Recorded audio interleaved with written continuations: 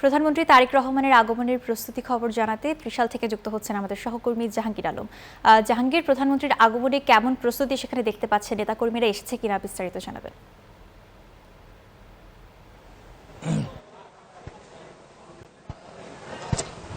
ধন্যবাদ। আপনি যেমনটি বলছিলেন, আসলে ৩০ সালে যে প্রধানমন্ত্রীকে আগমনকে ঘিরে যে প্রস্তুতি সম্পন্ন করা সেই প্রস্তুতি কিন্তু এখনো চলছে। জেলা প্রশাসনের মাধ্যমে কিন্তু এই প্রস্তুতি চলছে। আমি যদি একটু দেখাই যে প্রধানমন্ত্রী তারেক রহমান আগমন উপলক্ষে কিন্তু ময়মনসিংহের ৩০ সালে কিন্তু এই প্রস্তুতি চলছে এবং কবি কাজী নজরুল ইসলামের ১২৭তম জন্মজয়ন্তী উপলক্ষে কিন্তু তার এখানে আগমন এবং আমরা যত জেনেছি যে স্থানীয়দের কাছে এর আগেই কিন্তু একটি খাল খননের উদ্বোধন করবেন প্রধানমন্ত্রী তারেক রহমান।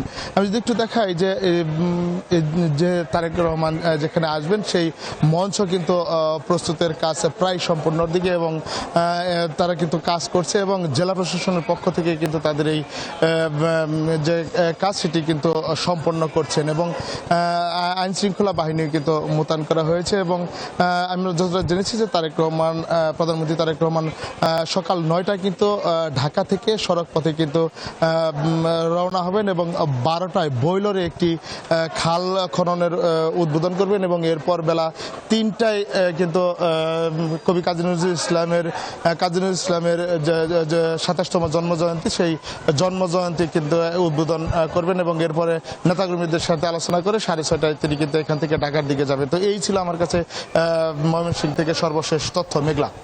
জাহাঙ্গীর, আপনাকে ধন্যবাদ। আরে ঈদ লাগছে মনে, খুশির জোয়ার সবখানে। আরে ঈদ লাগছে মনে, বিকাশ পেমেন্ট সবখানে।